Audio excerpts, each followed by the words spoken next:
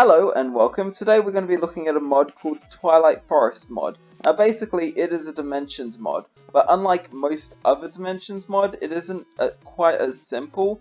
Most dimension mods basically just have a theme of some sort, whether it's an ice dimension, a fire dimension, or whatever, and it runs with it and it's pretty good normally, but that's about it. However, the Twilight Forest mod, basically its dimension is quite unlike any other dimension I've ever seen. It's a challenge sort of dimension, by which I mean that when you go into it, there's a whole lot of different bosses, there's a whole lot of different structures, there's a whole lot of different stuff for you to be challenged by. It's basically if you wanted to play Minecraft, but you wanted it to be more challenging, you wanted to make it more difficult. However, getting into the Twilight Forest itself isn't actually too hard. All you want to do is you want to have a 2x2 or pretty much any decently sized pool of water, completely flat and all that. Then you want to surround it in flowers. You can have these types, you can have these types, you can have mushrooms, you can have dead bushes even. You just need to surround it. And then you throw a diamond in and boom. Now when I said that the Twilight Forest is more of a challenge, that's mostly because of the difficult structures, the bosses, and lots of different biomes that this world holds. For example, one of the bosses is this one here. Now I can't remember correctly what it's called, but basically it's a giant snake. So it's pretty difficult. It breaks blocks, it can kill you pretty easily, and it's just an all-around difficult. And it's one of the easiest bosses as well. Contrasting to it is the Hydra boss behind me, which is, on the other hand, one of the more difficult bosses.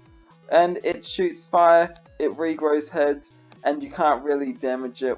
You have to just deflect attacks, but it brings your way back at it. So yeah, it's a pretty difficult boss. But the bosses aren't the only difficult part of this world. There is a whole lot of different structures, such as this one behind me, which holds all sorts of different loot, but even more importantly, enemies and other bosses as well, which is pretty cool.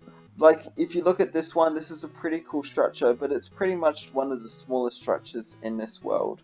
Other structures in this world include this mushroom-style palace sort of thing. I don't know, but it's pretty cool. Whatever the heck this is as well is included in the structures. Like, what even is this? It's really weird, but it's also really cool.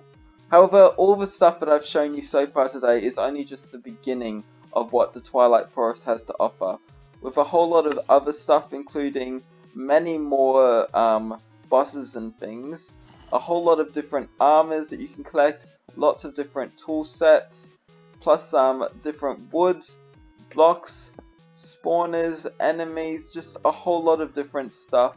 There's just a whole lot of content for you to have a look at.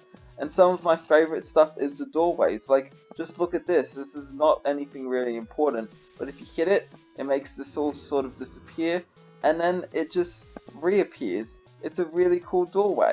And there's more than just that type of doorway. This does pretty much the same thing, but it looks completely different, and it's just really unique. I don't know why I'm even showing you this, but it's just really cool.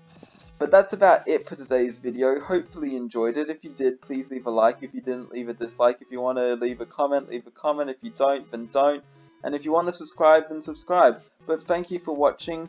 Goodbye.